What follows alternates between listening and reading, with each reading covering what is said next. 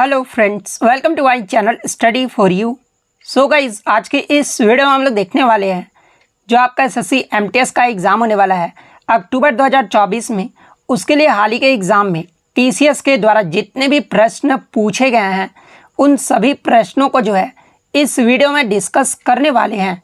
तो जो भी कैंडिडेट्स इस बार एसएससी एमटीएस का एग्ज़ाम देने वाले हैं, मैं आपको 100% ये गारंटी देता हूँ कि आपके एसएससी एमटीएस के एग्ज़ाम में यहाँ से प्रश्न जरूर पूछे जाएंगे। तो वीडियो को जो है लास्ट तक जरूर देखिएगा। और आपसे रिक्वेस्ट करता हूँ, अभी तक आपने मेरे चैनल को अगर सब्सक्राइब नहीं किया है तो एसएससी एमटीएस एग्ज़ाम से रिलेटेड पल पल की अपडेट के लिए जो है चैनल को सब्सक्राइब ज़रूर कर दीजिएगा। और बगल में ही आपको एक बेल आइकन यानी घंटे का निशान भी दिख रहा होगा, तो आप उसे भी जो है ज़रूर प्रेस कर दीजिएगा।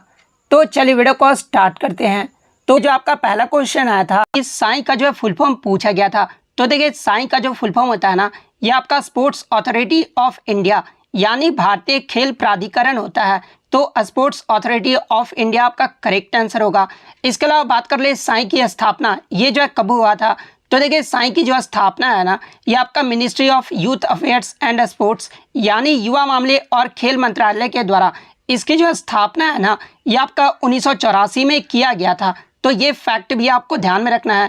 इसके अलावा बात कर ले साई का मुख्यालय, ये जो है कहाँ पर स्थित है।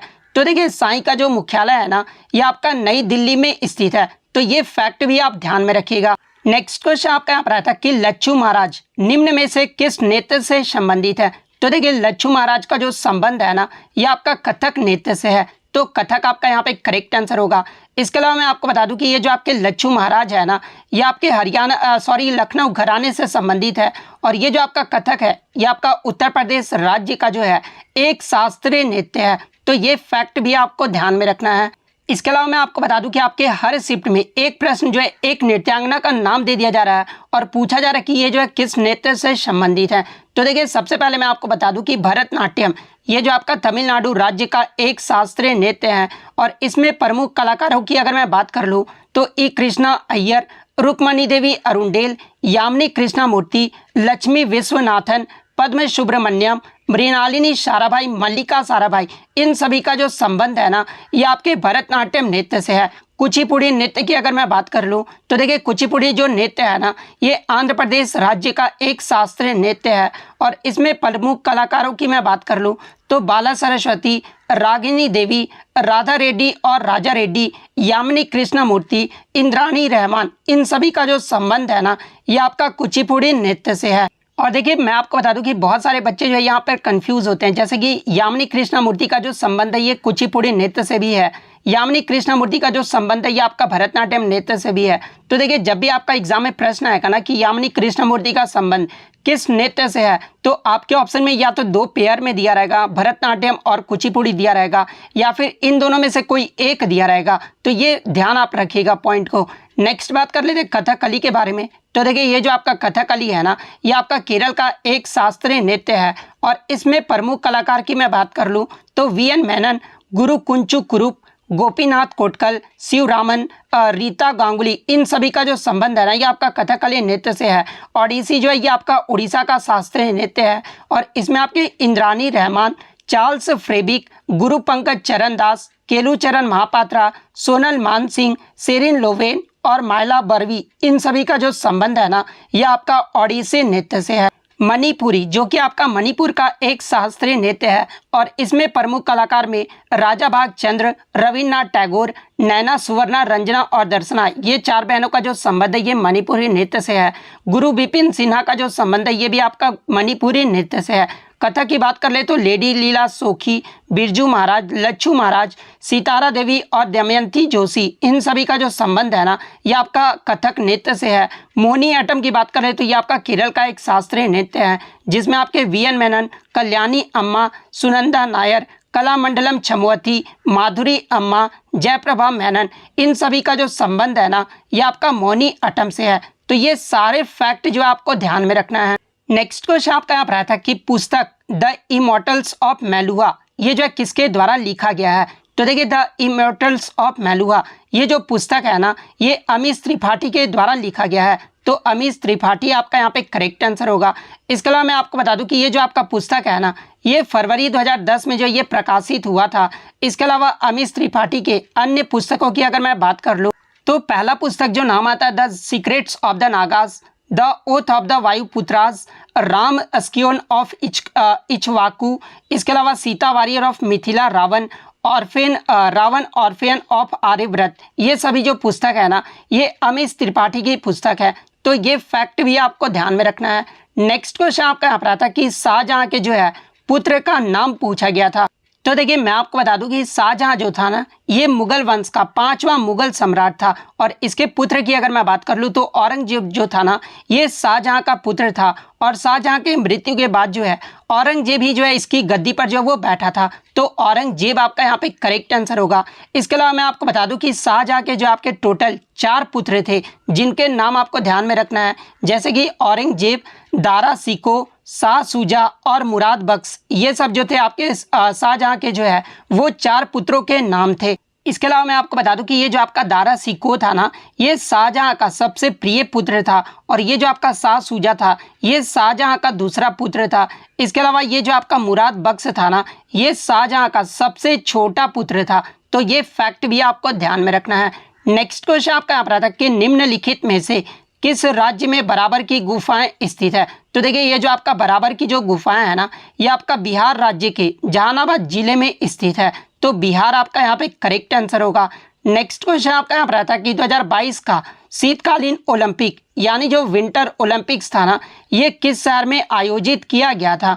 तो देखिए 2022 का 24वां जो शीतकालीन ओलंपिक है ना ये आपका बीजिंग चीन में जो है वो आयोजित किया गया था। तो शहर आपसे पूछा गया था तो बीजिंग आपका यहाँ पे करेक्ट आंसर होगा।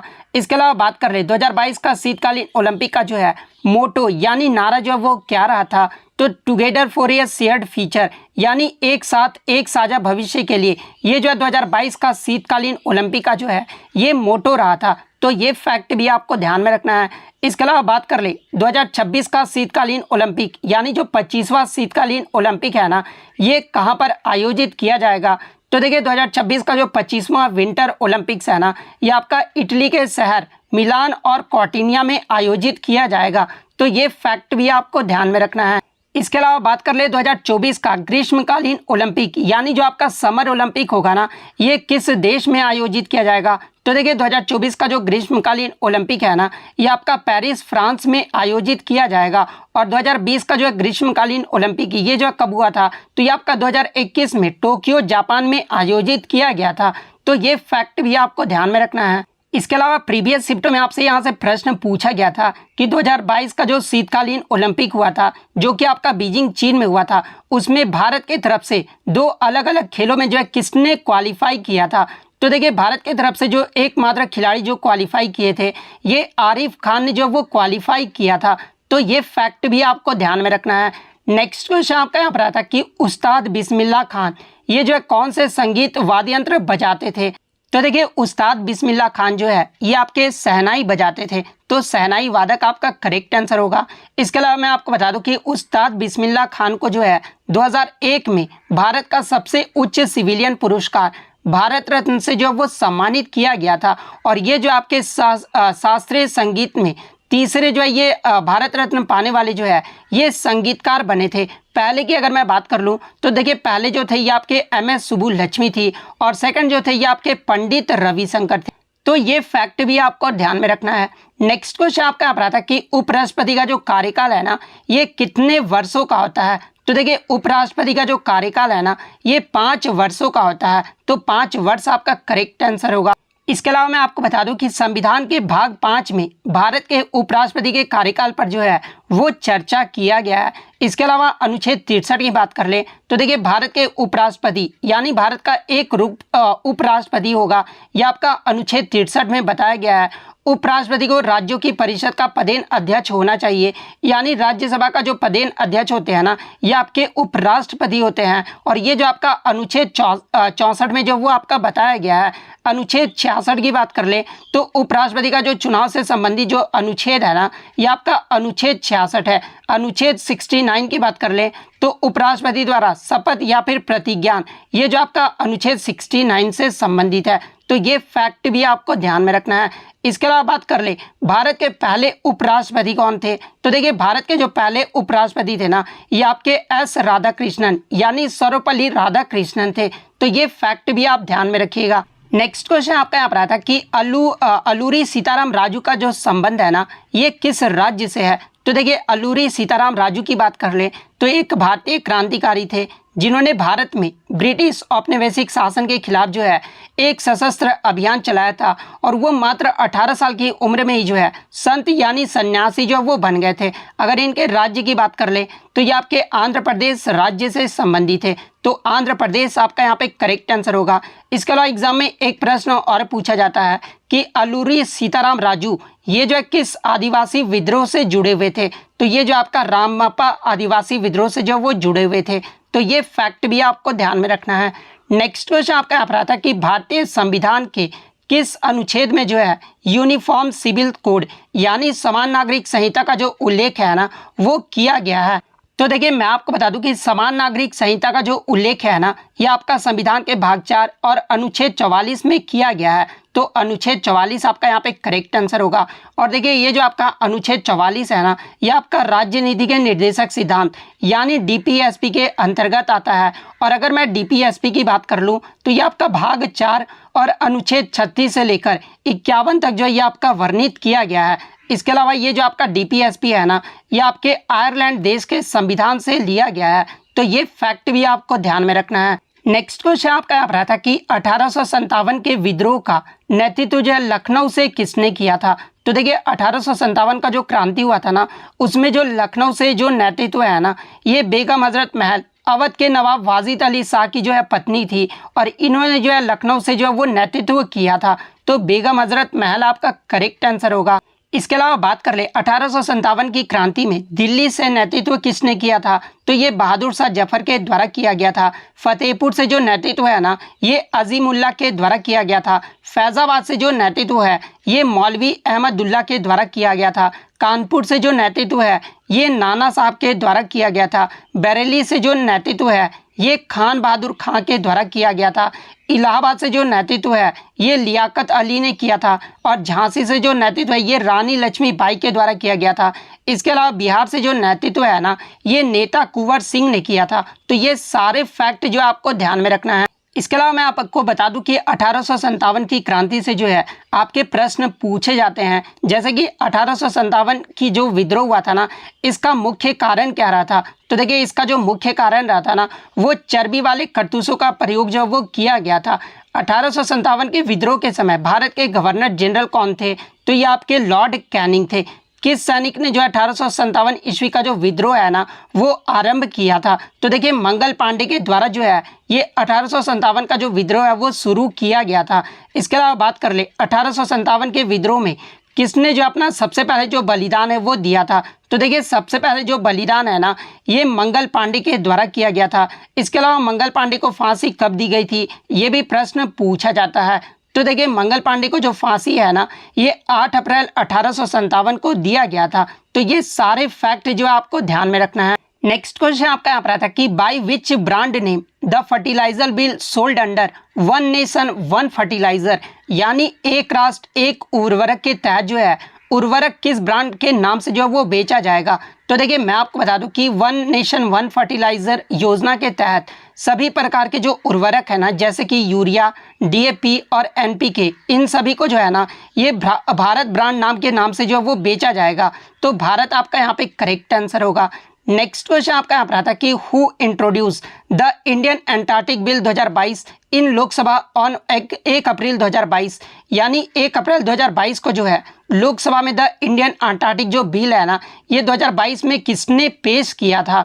तो देखिए 1 अप्रैल 2022 को लोकसभा में द इंडियन अंटार्कटिक बिल जो है ना, ये आपके पृथ्वी विज्ञान मंत्रालय जितेंद्र सिंह के द्वारा जो वो पेश किया गया था। तो आपसे शायद मंत्रालय पूछा गया था, तो पृथ्वी विज्ञान मंत्रालय आपका यहाँ पे करेक्ट आंसर होगा। नेक्स्ट क्वेश्चन आपका यहाँ पर आया था कि निम्नलिखित में से किस भरतनाट्यम शास्त्रीय नृत्य में उनके योगदान के लिए जो है 2004 में पद्म भूषण से जो है वो सम्मानित किया गया था। तो देखिए अलारमेल वल्ली जो कि भरतनाट्यम शास्त्रीय नृत्य से संबंधित है और इन्हें जो है भरतनाट्यम शास्त्रीय नृत्य में उनके योगदान के लिए जो है 2004 में पद्म भूषण पुरस्कार से सम्मानित किया गया था। तो अलारमेल वल्ली आपका यहाँ पे करेक्ट आंसर होगा। इसके अलावा मैं आपको बता दूं कि अलारमेल वल्ली को जो है 1991 में भारत सरकार के द्वारा पद्मश्री से भी जो है वो सम्मानित किया गया था। तो ये फैक्ट भी आपको ध्यान में रखना है। नेक्स्ट क्वेश्चन आपका यहाँ पर आता है कि मई 2022 तक चीनी का सबसे बड़ा उत्पादक राज्य कौन सा है। तो देखिए मई 2022 तक चीनी का जो सबसे बड़ा उत्पादक राज्य है ना, ये आपका महाराष्ट्र राज्य है। तो महाराष्ट्र आपका करेक्ट आंसर होगा। नेक्स्ट क्वेश्चन आपका यहाँ पर आता कि यूज ऑफ विंड वेन यानी वायुगति दर्शन यंत्र का जो उपयोग है ना, ये किसके मापने के लिए किया जाता है। तो देखिए इंडिकेटिंग विंड डायरेक्शन यानी वायु की दिशा दिखाने के लिए जो है विंड वेन का जो है प्रयोग किया जाता है। तो वायु की दिशा आपका यहाँ पे करेक्ट आंसर होगा। नेक्स्ट क्वेश्चन आपका यहाँ पर आता कि गणगौर त्यौहार ये जो है किस राज्य में मनाया जाता है। तो देखिए ये जो आपका गणगौर त्यौहार है ना, ये आपका राजस्थान राज्य में मनाया जाता है। तो राजस्थान आपका करेक्ट आंसर होगा।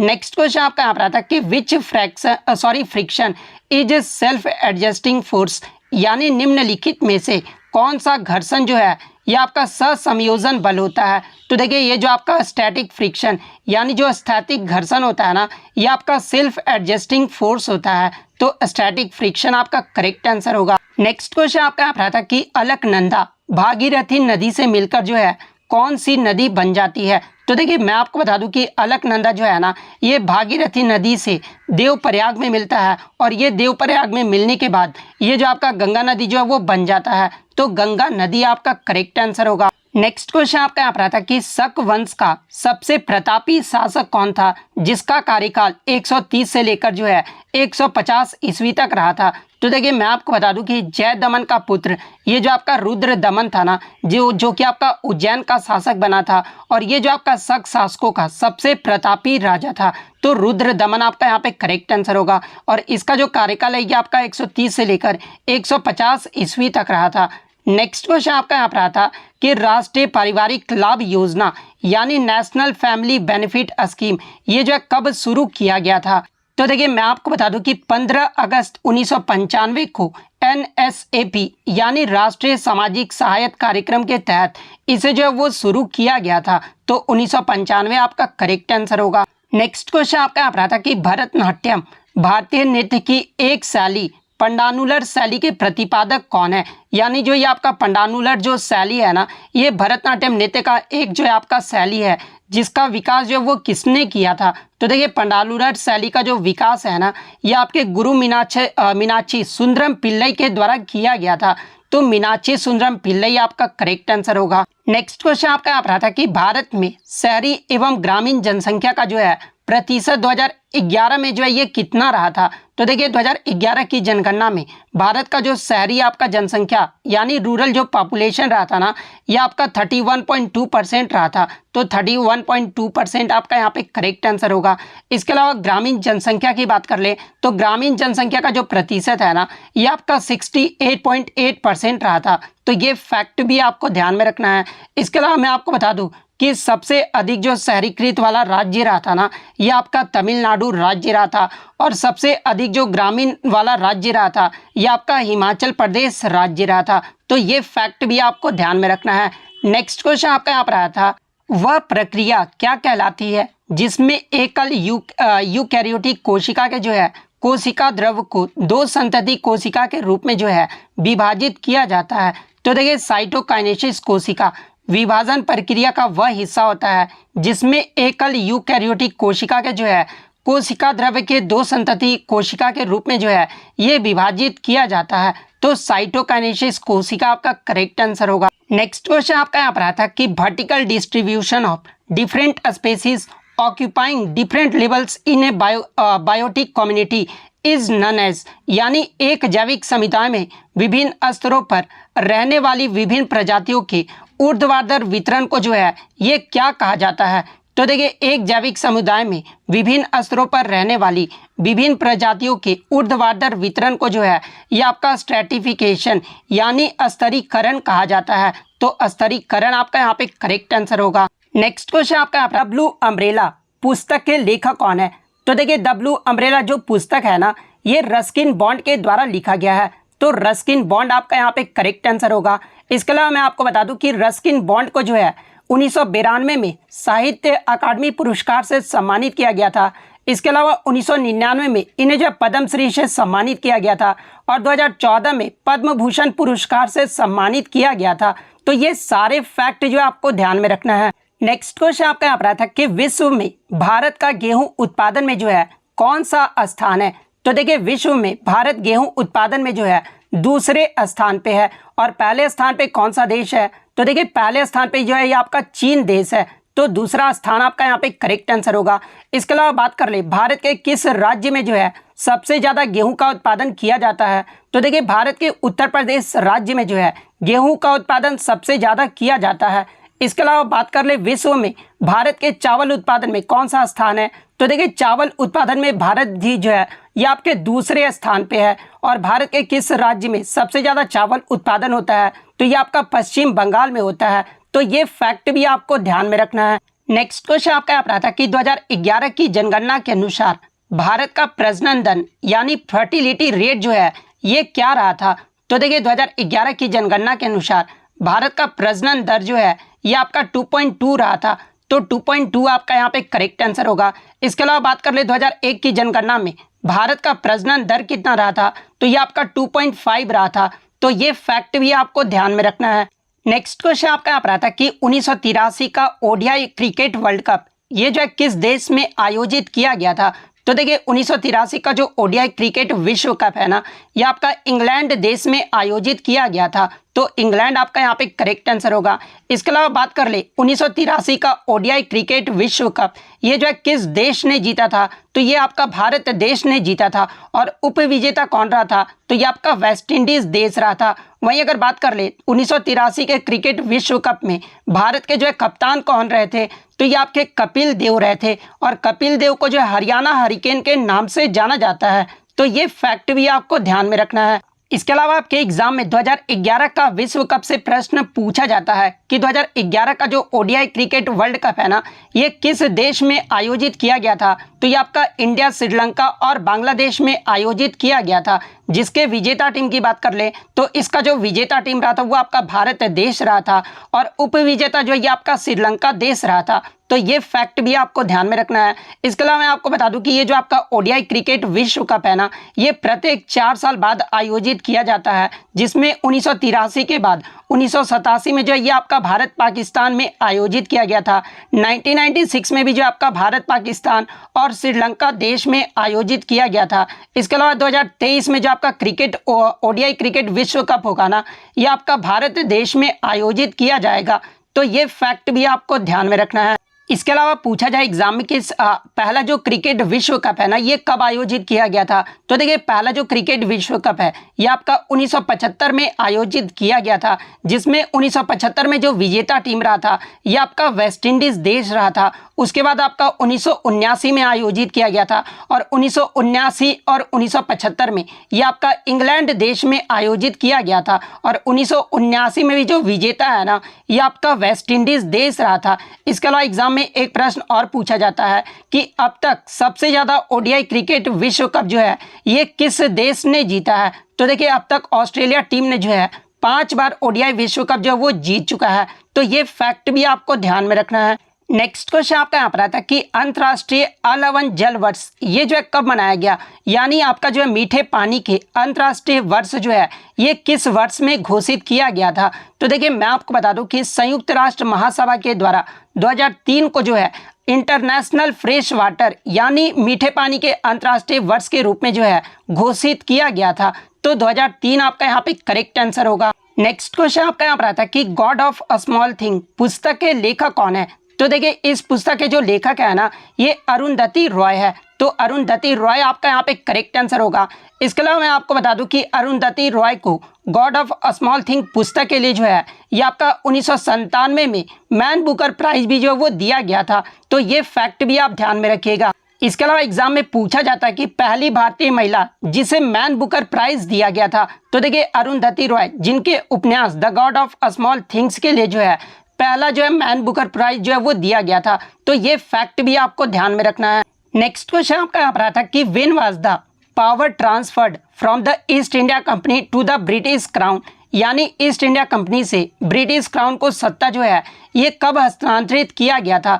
तो देखिए ईस्ट इंडिया कंपनी से ब्रिटिश क्राउन को जो सत्ता है ना ये 1858 में हस्तांतरित किया गया था। तो 1858 आपका यहाँ पे करेक्ट आंसर होगा। और अगर किस एक्ट के तहत पूछा जाए तो देखिए गवर्नमेंट ऑफ इंडिया एक्ट 1858 के तहत जो है हस्तांतरित किया गया था। तो ये फैक्ट भी आपको ध्यान में रखना है। इसके अलावा एग्जाम में एक प्रश्न और पूछा जाता है कि गवर्नमेंट ऑफ इंडिया एक्ट को ब्रिटिश संसद के द्वारा ये जो है कब पारित किया गया था। तो ये आपका 2 अगस्त 1858 को जो है पारित किया गया था। तो ये फैक्ट भी आपको ध्यान में रखना है। नेक्स्ट क्वेश्चन आपका यहाँ पर आता है कि सुंदरवन भारत तथा किस देश में स्थित विश्व का सबसे बड़ा नदी डेल्टा है। तो देखिए सुंदरवन जो ये आपका भारत और बांग्लादेश में स्थित विश्व का सबसे बड़ा नदी डेल्टा है। तो बांग्लादेश आपका यहाँ पे करेक्ट आंसर होगा। नेक्स्ट क्वेश्चन आपका यहाँ पर आया था कि चारकुला जो लोक नृत्य है ना ये किस राज्य में मनाया जाता है। तो देखिए ये जो आपका चारकुला लोक नृत्य है ना ये आपका उत्तर प्रदेश राज्य के ब्रज क्षेत्र में मनाया जाता है। तो उत्तर प्रदेश आपका करेक्ट आंसर होगा। नेक्स्ट क्वेश्चन आपका यहाँ पर आता है कि वेम्पति चिन्ना सत्यम को 1998 में जो है कौन सा अवार्ड दिया गया था। तो देखिए वेम्पति चिन्ना सत्यम ये जो आपका कुचिपुड़ी शास्त्रीय नृत्य से संबंधित है और इन्हें 1998 में पद्म भूषण पुरस्कार से सम्मानित किया गया था। तो पद्म भूषण आपका करेक्ट आंसर होगा। नेक्स्ट क्वेश्चन आपका यहाँ पर आता है कि इनमें से कौन प्रमुख सितार वादक हैं। तो देखिए प्रमुख सितार वादक की बात कर ले तो उमा शंकर मिश्र, पंडित रविशंकर, बुधादित्य मुखर्जी, विलायत खान, शाहिद परवेज, वंदे हसन, इन सभी का जो संबंध है ना ये आपके सितार वाद्य यंत्र से है। और आपके ऑप्शन में जब विलायत खान दिया गया था तो विलायत खान आपका यहाँ पे करेक्ट आंसर होगा।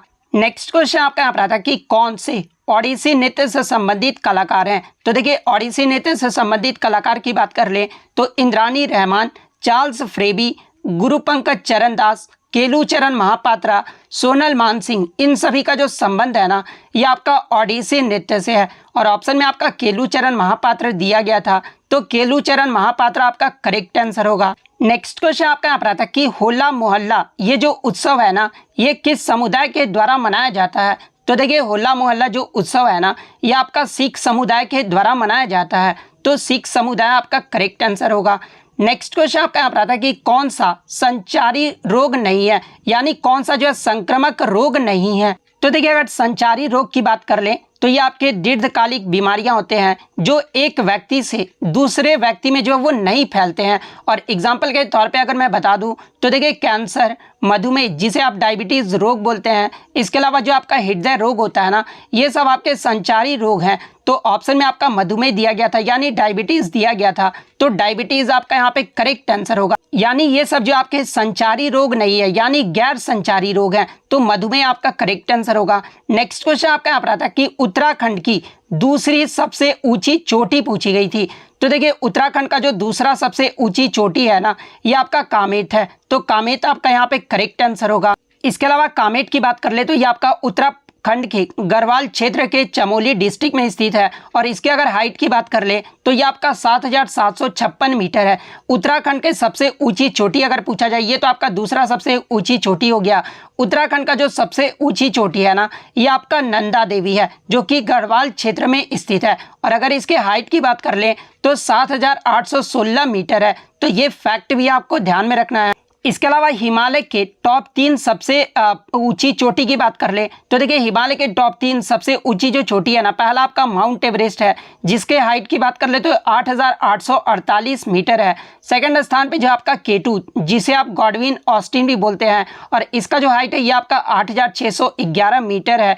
इसके अलावा K2 ये जो आपका ट्रांस हिमालय के काराकोरम में स्थित है। थर्ड अगर बात कर ले तो हिमालय का तीसरी जो सबसे ऊंची चोटी है ना ये आपका कंचनजंगा है जिसके हाइट की बात कर ले तो ये आपका 8,586 मीटर है। तो ये फैक्ट भी आपको ध्यान में रखना है। नेक्स्ट क्वेश्चन आपका यहाँ पर आता है कि ब्रिटेन के संविधान से कौन सा स्रोत यानी कौन सी विशेषता जो है वो लिया गया है। तो देखिए कैबिनेट प्रणाली, संसाधनात्मक शासन प्रणाली, एकल नागरिकता, विधि निर्माण प्रक्रिया, ये सभी जो आपके विशेषता है ना ये आपके ब्रिटेन देश के संविधान से लिए गए हैं। तो इनमें से जो भी ऑप्शन में दिया गया होगा वो आपका करेक्ट आंसर होगा। नेक्स्ट क्वेश्चन आपका यहाँ पर आता है कि राज्यपाल कितने साल के कार्यकाल के लिए जो है राज्य वित्त आयोग की नियुक्ति करते हैं। तो देखिए राज्यपाल जो है ये 5 साल के कार्यकाल के लिए जो है राज्य वित्त आयोग की नियुक्ति करते हैं। तो 5 वर्ष आपका यहाँ पे करेक्ट आंसर होगा। इसके अलावा एग्जाम में अगर पूछा जाए कि राज्यपाल किस अनुच्छेद के तहत राज्य वित्त आयोग की नियुक्ति करते हैं, तो देखिए राज्यपाल जो है ये अनुच्छेद 243 आई के तहत ये जो है राज्य वित्त आयोग की नियुक्ति करते हैं। तो ये अनुच्छेद भी आप ध्यान में रखिएगा। नेक्स्ट क्वेश्चन आपका यहाँ पर आता है कि भारत में मुद्रा प्रिंटिंग का जो अधिकार है ना ये किसके पास होता है, यानी भारत में नोट छापने का जो अधिकार है ना ये किसके पास होता है। तो देखिए मैं आपको बता दूं कि 1 रुपए के नोट को छोड़कर सभी नोट जो है ये आरबीआई के द्वारा जो वो प्रिंट किया जाता है, जबकि 1 रुपए का जो नोट है ना ये आपका वित्त मंत्रालय भारत सरकार की ओर से जो वो छापा जाता है। तो आरबीआई आपका यहाँ पे करेक्ट आंसर होगा। पार्टिकुलरली अगर आपका 1 रुपए का पूछा जाए तो ये पॉइंट जो है आप ध्यान में रखिएगा। नेक्स्ट क्वेश्चन आपका यहाँ पर आता है कि राष्ट्रमंडल खेल 2022 में आपका जो वेट लिफ्टिंग में जो है गोल्ड मेडल किसने जीता था। तो देखिए 2022 के कॉमनवेल्थ गेम्स की बात कर ले तो देखिए 2022 का जो आपका राष्ट्रमंडल खेल हुआ था ना ये आपका बर्मिंघम इंग्लैंड में आयोजित किया गया था, जिसमें भारत जो है ये आपके चौथे स्थान पे रहा था। भारत ने जो टोटल 61 पदक जीते थे, जिसमें 22 जो वो गोल्ड, 16 जो था वो सिल्वर था और 23 जो था वो आपका क्या था तो ब्रॉन्ज मेडल था, यानी टोटल जो है भारत 61 मेडल जीता था। वहीं अगर वेट लिफ्टिंग की बात कर ले तो देखिए वेट लिफ्टिंग में जो गोल्ड मेडल है ना ये सैखोम मीराबाई चानू के द्वारा जीता गया था। इसके अलावा जेरेमी लालरी नुंगा के द्वारा जीता गया था। अचिंता सिहुली के द्वारा जो है ये वेट लिफ्टिंग में गोल्ड मेडल जीता गया था। तो आपके ऑप्शन में जो है मीराबाई चानू दिया गया था, तो मीराबाई चानू आपका करेक्ट आंसर होगा। नेक्स्ट क्वेश्चन आपका यहाँ पर आता है कि काशी तमिल संगम ये जो है किस मंत्रालय के द्वारा आयोजित किया गया था। तो देखिए अक्टूबर नवंबर 2022 में आपका जो शिक्षा मंत्रालय के द्वारा जो है काशी तमिल संगम जो है ये आयोजित किया गया था। तो शिक्षा मंत्रालय आपका यहाँ पे करेक्ट आंसर होगा। नेक्स्ट क्वेश्चन आपका यहाँ पर आता है कि 2022 फार्मूला 1 वर्ल्ड चैंपियनशिप के जो विजेता है ना ये कौन रहे थे। तो देखिए 2022 मैक्सिकन फार्मूला 1 रेस के जो चैंपियन है ना ये आपके मैक्स वर्स्टैपेन रहे थे। तो मैक्स वर्स्टैपेन आपका करेक्ट आंसर होगा। इसके अलावा मैं आपको बता दूं कि ये जो आपके मैक्स वर्स्टैपेन है ना ये आपके डच बेल्जियन रेसिंग ड्राइवर हैं। तो ये फैक्ट भी आपको ध्यान में रखना है। नेक्स्ट क्वेश्चन आपका यहाँ पर आया था कि साहित्य में नोबेल प्राइज 2022 ये जो है किसे दिया गया है। तो देखिए 2022 का जो आपका लिटरेचर में नोबेल प्राइज है ना ये आपका एनी एर्नेक्स को दिया गया है। तो एनी एर्नेक्स आपका करेक्ट आंसर होगा। नेक्स्ट क्वेश्चन आपका यहाँ पर आता है कि पौधे के लिए आवश्यक तत्व कौन से होते हैं। तो देखिए पौधे के लिए जो आपके 3 मुख्य पोषक तत्व होते हैं, और वो 3 मुख्य पोषक तत्व कौन कौन से होते हैं। तो आपके NPK होते हैं। N से आपका नाइट्रोजन हो गया, P से आपका जो है पोटेशियम हो गया, और P से आपका फॉस्फोरस हो गया, और K जो पोटेशियम का सिंबल होता है तो K आपका पोटेशियम हो गया। तो 3 जो आपका यहाँ पे करेक्ट आंसर होगा। इसके अलावा मैं आपको बता दूं कि पौधे की वृद्धि के लिए पोषक तत्वों का जो प्रमुख स्रोत होता है ना ये आपका मिट्टी होता है। तो ये फैक्ट भी आप ध्यान में रखिए। तो थर्ड शिफ्ट में जो आपका पहला क्वेश्चन आया था कि वाइड एंगल पुस्तक के लेखक कौन है। तो देखिए ये जो आपका वाइड एंगल पुस्तक है ना ये अनिल कुंबले के द्वारा लिखा गया है। तो अनिल कुंबले आपका यहाँ पे करेक्ट आंसर होगा। नेक्स्ट क्वेश्चन आपका यहाँ पर आता है कि महानदी का उद्गम ये जो है कहाँ से होता है। तो देखिए महानदी का जो उद्गम है ना ये आपका रायपुर छत्तीसगढ़ के सिहावा पर्वत से होता है। तो छत्तीसगढ़ आपका यहाँ पे करेक्ट आंसर होगा। इसके अलावा बात कर ले ये जो आपका महानदी है ना ये किन किन राज्यों से होकर बहता है। तो देखिए महानदी जो है ये आपका छत्तीसगढ़, मध्य प्रदेश और ओडिशा राज्यों से होकर बहता है। और भारत का जो सबसे बड़ा बांध है ना हीराकुंड बांध ये जो आपका महानदी नदी पर जो वो निर्मित है। तो ये फैक्ट भी आपको ध्यान में रखना है। इसके अलावा ये जो आपका हीराकुंड बांध है ना ये आपका उड़ीसा राज्य में स्थित है। तो ये फैक्ट भी आप ध्यान में रखिएगा। नेक्स्ट क्वेश्चन आपका यहाँ पर आता है कि which of the following regions of the atmosphere is known as the region of mixing, यानी निम्नलिखित में से वायुमंडल का कौन सा क्षेत्र जो है मिश्रण के क्षेत्र के रूप में जाना जाता है। तो देखिए वायुमंडल का ये जो आपका क्षोभ मंडल यानी जो आपका ट्रोपोस्फेयर जो क्षेत्र है ना इसे जो मिश्रण के क्षेत्र के रूप में जाना जाता है। तो ट्रोपोस्फेयर आपका यहाँ पे करेक्ट आंसर होगा। नेक्स्ट क्वेश्चन आपका यहाँ पर आता है कि आईसीसी मेंस T20 विश्व कप 2021 ये जो है किस देश ने जीता है। तो देखिए 2021 का जो आईसीसी मेंस T20 विश्व कप है ना ये आपका फाइनल मैच ऑस्ट्रेलिया और न्यूजीलैंड के बीच खेला गया था, जिसमें ऑस्ट्रेलिया ने न्यूजीलैंड को 8 विकेट से हराकर जो है अपना पहला T20 विश्व कप जो है वो जीत लिया है। तो ऑस्ट्रेलिया आपका यहाँ पे करेक्ट आंसर होगा। इसके अलावा अगर उपविजेता पूछा जाए तो उपविजेता जो ये आपका न्यूजीलैंड देश रहा था। इसके अलावा बात कर ले 2021 का जो आईसीसी मेंस T20 विश्व कप है ना, ये कहाँ पर आयोजित किया गया था, तो ये आपका यूएई और ओमान देश में आयोजित किया गया था। तो ये फैक्ट भी आपको ध्यान में रखना है। इसके अलावा बात कर ले 2021 का जो आईसीसी मेंस T20 विश्व कप हुआ था ना, इसमें मैन ऑफ द सीरीज कौन रहे थे, तो ये आपके ऑस्ट्रेलिया के डेविड वार्नर रहे थे। सबसे ज़्यादा जो रन है ये आपके पाकिस्तान के बाबर आजम ने लगाया था। सबसे ज़्यादा जो विकेट है ना, ये श्रीलंका के वानुंदु हसरंगा ने लिया था। तो ये फैक्ट भी आपको ध्यान में रखना है। इसके अलावा बात कर ले 2022 का जो आईसीसी मेंस T20 विश्व कप हुआ है, ये किस देश में आयोजित किया गया है, तो देखिए 2022 की बात कर ले तो ये आपका ऑस्ट्रेलिया देश में आयोजित किया गया था, जिसका जो विजेता टीम है ना, ये आपका इंग्लैंड देश रहा है। और उपविजेता कौन सा देश रहा है, तो उपविजेता जो ये आपका पाकिस्तान देश रहा है। तो ये फैक्ट भी आपको ध्यान में रखना है। और 2022 में सबसे ज़्यादा जो रन है ना, ये विराट कोहली के द्वारा मारा गया है। तो ये फैक्ट भी आपको ध्यान में रखना है। नेक्स्ट क्वेश्चन आपका यहाँ पर आता है कि निम्नलिखित में से कौन सा देश जो है आसियान का सदस्य देश नहीं है। तो देखिए आसियान की बात कर ले तो आसियान का जो फुल फॉर्म होता है ना, ये आपका association of south east Asian nation होता है, जिसका गठन जो है 8 अगस्त 1967 को 5 सदस्य इंडोनेशिया, थाईलैंड, फिलीपींस, मलेशिया और सिंगापुर, ये 5 सदस्यों के साथ जो है आसियान का जो है ये आपका गठन किया गया था। इसके अलावा बात कर ले आसियान का जो मुख्यालय ये कहाँ पर है, तो ये आपका जकार्ता इंडोनेशिया में है। और वर्तमान में आसियान में जो आपके 10 सदस्य देशों की संख्या है, और वो 10 सदस्य देश कौन कौन से हैं, तो पहला आपका इंडोनेशिया है, सेकंड आपका मलेशिया है, थर्ड आपका फिलीपींस, फोर्थ वियतनाम, फिफ्थ आपका कंबोडिया, सिक्स्थ आपका म्यांमार, सेवेंथ आपका थाईलैंड, 8th आपका सिंगापुर, 9th आपका ब्रुनेई और 10वां आपका लाओस। ये जो आपके आसियान के जो है 10 वर्तमान देश हैं। और आपके ऑप्शन में जो है श्रीलंका दिया गया था। तो देखिए ये जो आपका श्रीलंका है ना, ये आसियान देश का सदस्य नहीं है। तो श्रीलंका आपका यहाँ पे करेक्ट आंसर होगा। नेक्स्ट क्वेश्चन आपका यहाँ पर आता है कि when did megaliths identified in India, यानी भारत में महापाषाण की जो पहचान है ना, ये कब हुई थी। तो देखिए भारत में महापाषाण की जो पहचान है ना, ये आपका 3000 ईसा पूर्व पहले हुआ था। तो 3000 ईसा पूर्व आपका यहाँ पे करेक्ट आंसर होगा। नेक्स्ट क्वेश्चन आपका यहाँ पर आया था कि नवरोज जो त्यौहार है ना, ये किस धर्म के द्वारा मनाया जाता है। तो देखिए पारसी धर्म का जो नववर्ष होता है ना, जिसे नवरोज के रूप में जाना जाता है, और ये जो आपका ईरानी कैलेंडर की शुरुआत को चिन्हित करने के लिए जो है इस नवरोज त्यौहार को मनाया जाता है। तो ये जो है किस धर्म के द्वारा मनाया जाता है, तो ये आपका पारसी धर्म का नववर्ष है। तो पारसी आपका यहाँ पे करेक्ट आंसर होगा। इससे मिलता जुलता एक आपका नवरेह उत्सव आता है, ठीक है। तो देखिए ये जो आपका नवरेह उत्सव है ना, ये आपका जम्मू कश्मीर के हिंदू पंडितों के द्वारा जो है इस त्यौहार को मनाया जाता है। तो ये फैक्ट भी आपको ध्यान में रखना है। नेक्स्ट क्वेश्चन आपका यहाँ पर आता है कि कंदरिया महादेव मंदिर को किस राजवंश ने जो है 999 सन ईस्वी में इसका जो निर्माण है वो करवाया था। तो देखिए कंदरिया महादेव मंदिर का जो निर्माण है ना, ये 999 ईस्वी में चंदेल वंश के राजा धंगदेव चंदेल के द्वारा किया गया था। तो चंदेल वंश आपका यहाँ पे करेक्ट आंसर होगा।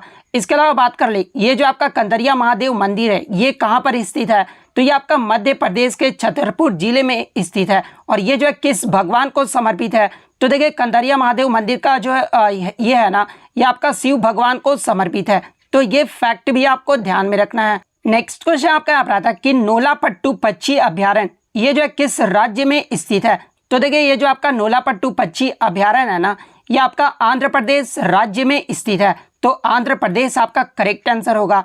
नेक्स्ट क्वेश्चन आपका यहाँ पर आता है कि निम्नलिखित में से कौन सा बंदरगाह जो है भूमि से घिरा हुआ है और सबसे बड़ा बंदरगाह है। तो देखिए ये जो आपका विशाखापट्टनम बंदरगाह है ना, जो कि आपका आंध्र प्रदेश राज्य में स्थित है, और ये जो बंदरगाह ये आपका भूमि से घिरा हुआ है और सबसे गहरा बंदरगाह है। तो विशाखापट्टनम बंदरगाह आपका करेक्ट आंसर होगा।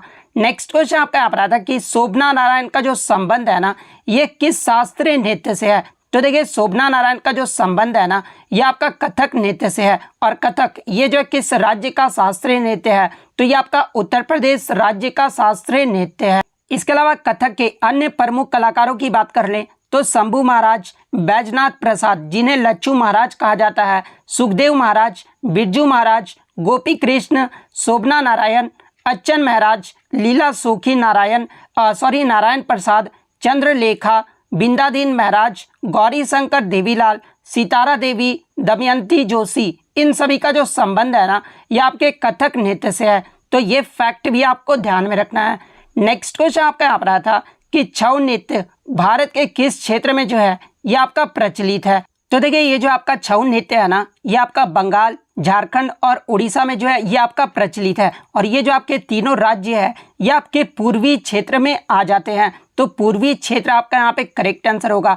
इसके अलावा मैं आपको बता दूं कि आपके एग्जाम में प्रश्न पूछा जाता है कि बंगाल में छऊ नृत्य को जो है किस नाम से जाना जाता है। तो देखिए पुरलिया छऊ को जो है ये बंगाल में कहा जाता है।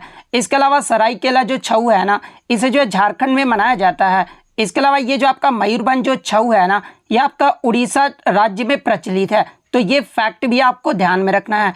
नेक्स्ट क्वेश्चन आपका यहाँ पर आता है कि इनमें से कौन जो है सरोद वादक है। तो देखिए सरोद वादक की बात कर ले तो अलाउद्दीन खान, बुद्धदेव दास गुप्ता, अमजद अली खान, अली अकबर खान, विश्वजीत राय चौधरी और मुकेश शर्मा, इन सभी का जो संबंध है ना ये आपके सरोद वाद्य यंत्र से है। तो इनमें से जो भी ऑप्शन में दिया गया होगा वो आपका करेक्ट आंसर होगा। नेक्स्ट क्वेश्चन आपका यहाँ पर आता है कि आवर्त सारणी में हैलोजन ग्रुप का जो है तत्व कौन सा नहीं है। तो देखिए हैलोजन ग्रुप की बात कर ले तो देखिए 17वां जो ग्रुप होता है ना इसे जो हैलोजन ग्रुप कहा जाता है। यानी आवर्त सारणी का ये जो आपका 17वां ग्रुप है ना इसे ही जो है हैलोजन ग्रुप कहा जाता है। और इसमें आपके फ्लोरीन, क्लोरीन, ब्रोमीन, आयोडीन, इसके अलावा एस्टेटिन, ये सब जो तत्व है ना ये आपके हैलोजन ग्रुप में आ जाते हैं। और आपके ऑप्शन में जो है हीलियम दिया गया था। तो देखिए ये जो आपका हीलियम है ना ये आपका 18वें ग्रुप का जो है समूह है। और ये जो आपका किस में आ जाता है तो ये आपका नोबल गैस यानी अक्रिय गैस में आ जाता है। तो हीलियम आपका यहाँ पे करेक्ट आंसर होगा। नेक्स्ट क्वेश्चन आपका यहाँ पर आता है कि भारत की जनगणना 2011 जो था ना ये स्वतंत्रता के बाद कौन सा जनगणना था। तो देखिए 2011 की जो जनगणना था ना ये स्वतंत्रता के बाद 7वीं जनगणना था। तो 7वीं आपका यहाँ पे करेक्ट आंसर होगा। इसके अलावा बात कर ले भारत में जनगणना की शुरुआत कब हुई थी। तो देखिए भारत में जो पहला जनगणना है ना ये आपका 1872 में हुआ था। और किसके कार्यकाल में हुआ था। तो देखिए पहला जो जनगणना ये आपका 1872 में लॉर्ड मेयो के कार्यकाल में जो वो शुरू हुआ था। और अगर ये बात कर ले कि कौन सा जनगणना था ये तो यहाँ पर स्वतंत्रता के बाद हो गया। 1872 से अगर जोड़े तो 2011 की जो जनगणना था ना ये आपका 15वीं जनगणना था। तो ये फैक्ट भी आपको ध्यान में रखना है। इसके अलावा एग्जाम में आपसे प्रश्न पूछा जाता है कि भारत में पहली जो नियमित जनगणना है ना ये किस वर्ष में हुआ था। तो देखिए भारत में जो पहला नियमित जनगणना है ये आपका 1881 में लॉर्ड रिपन के कार्यकाल में हुआ था। तो ये फैक्ट भी आपको ध्यान में रखना है। और प्रत्येक वर्ष जो जनगणना है ना ये 10 वर्षों के अंतराल पर किया जाता है। नेक्स्ट क्वेश्चन आपका यहाँ पर आया था कि बजट 2022 में कितनी आंगनबाड़ियों को जो है विकसित करने की घोषणा की गई है। तो देखिए बजट 2022 में 2 लाख आंगनबाड़ियों को जो है विकसित करने का घोषणा जो वो किया गया है। तो 2 लाख आपका करेक्ट आंसर होगा। नेक्स्ट क्वेश्चन आपका यहाँ पर आता है कि प्रधानमंत्री कौशल विकास योजना इसकी जो शुरुआत है ना ये कब किया गया था। तो देखिए प्रधानमंत्री कौशल विकास योजना की जो शुरुआत है ना ये 15 जुलाई 2015 को शुरू किया गया था। तो 15 जुलाई 2015 आपका यहाँ पे करेक्ट आंसर होगा। इसके अलावा बात कर ले प्रधानमंत्री कौशल विकास योजना ये जो है किस मंत्रालय का पहल है। तो ये आपका स्किल डेवलपमेंट एंड इंटरप्रेन्योरशिप यानी कौशल विकास एवं उद्यमिता मंत्रालय का जो है एक पहल है। तो ये फैक्ट भी आपको ध्यान में रखना है। नेक्स्ट क्वेश्चन आपका यहाँ पर आता है कि तुकरोई का जो युद्ध है ना ये कब हुआ था। तो देखिए तुकरोई का जो युद्ध है ना ये आपका मुगल साम्राज्य अकबर और बंगाल सल्तनत दाऊद खान करानी के बीच में जो है 3 मार्च 1575 को हुआ था। तो 3 मार्च 1575 आपका करेक्ट आंसर होगा। इसके अलावा मैं आपको बता दूं कि ये जो आपका तुकरोई का युद्ध है ना इसे बजौरा का लड़ाई या फिर मुगल मारी का लड़ाई के नाम से भी जो है इसे जाना जाता है। और इस युद्ध में जो मुगलों की जीत हुई थी यानी जो अकबर जो था ना इस युद्ध में जो वो जीत गया था। इसके अलावा बात कर रहे हैं ये जो आपका तुकरोई स्थान है ये कहाँ पर है। तो ये आपका उड़ीसा के बालासोर जिले में स्थित है। तो ये फैक्ट भी आपको ध्यान में रखना है। नेक्स्ट क्वेश्चन आपका यहाँ पर आता है कि छत्रपति शिवाजी महाराज टर्मिनल का जो है पूर्व में क्या कहा जाता था। यानी पहले जो है छत्रपति शिवाजी महाराज टर्मिनल का जो है नाम पूछा गया था। तो देखिए छत्रपति शिवाजी महाराज टर्मिनल का जो पुराना नाम था ना, ये विक्टोरिया टर्मिनस था और ये कहाँ पर स्थित है, तो ये आपका मुंबई महाराष्ट्र में स्थित है। तो विक्टोरिया टर्मिनस आपका करेक्ट आंसर होगा। इसके अलावा मैं आपको बता दूं कि छत्रपति शिवाजी महाराज टर्मिनस को जो है 2004 में यूनेस्को वर्ल्ड हेरिटेज साइट में जो है इसे शामिल किया गया था। तो ये फैक्ट भी आपको ध्यान में रखना है। नेक्स्ट क्वेश्चन आपका यहाँ पर आता है कि अलीगढ़ आंदोलन का जो नेतृत्व है ना, ये किसने किया था। तो देखिए मैं आपको बता दूं कि 1857 के विद्रोह के असफलता के बाद जो है मुसलमानों में धार्मिक सुधारों के उद्देश्य से जो है ये आपका आंदोलन जो वो चलाया गया था। और ये जो आपका अलीगढ़ आंदोलन था ना, एक इस्लामी आंदोलन था जो कि आपका 1875 में हुआ था और इसका जो नेतृत्व है ये सर सैयद अहमद खान के द्वारा किया गया था। तो सर सैयद अहमद खान आपका यहाँ पे करेक्ट आंसर होगा। नेक्स्ट क्वेश्चन आपका यहाँ पर आता है कि सबसे पुराना शहर बस्ती कौन सा है। तो देखिए सबसे पुराना जो शहर बस्ती है ना, ये आपका मेसोपोटामिया है। तो मेसोपोटामिया आपका यहाँ पे करेक्ट आंसर होगा। नेक्स्ट क्वेश्चन आपका यहाँ पर आता है कि भगवान बुद्ध को ज्ञान की जो प्राप्ति है ना, ये किस स्थान पर पीपल के पेड़ के नीचे हुआ था। तो देखिए भगवान बुद्ध को जो ज्ञान की प्राप्ति है ना, ये आपका बोधि वृक्ष के नीचे हुआ था। और किस स्थान पर हुआ था, तो ये आपका बोध गया में हुआ था। तो बोध गया आपका यहाँ पे करेक्ट आंसर होगा। इसके अलावा किस परिसर में हुआ था, तो ये आपका महाबोधि मंदिर परिसर में हुआ था।